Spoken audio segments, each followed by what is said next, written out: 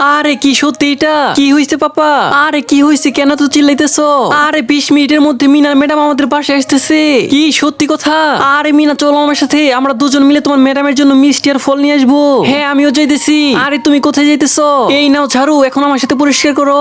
এত কিছু না ভেবে তাড়াতাড়ি কাজ করো। মিনার ম্যাডাম মনে হয় এসেই পড়ছে। আর তখন পাপা আর চাচা ঘর পরিষ্কার করছিল। আর তখন ওইখানে আরে চাচি, আমার ম্যাডামের তরমুজ আর আপেল অনেক পছন্দ। আরে আন্টি আপনার পুরো 500 টাকা হয়ে গেছে।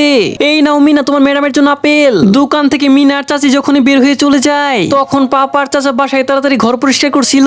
আর তখনই আরে মিনার ম্যাডামের ফোন আসছিল, সে 10 মিনিটের মধ্যে আমাদের বাসায় চলে আসবে।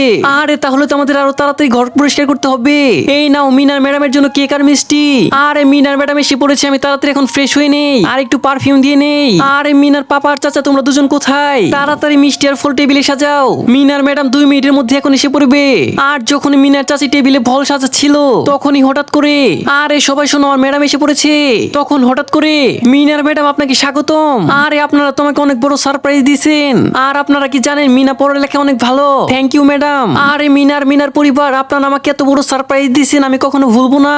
Bye madam.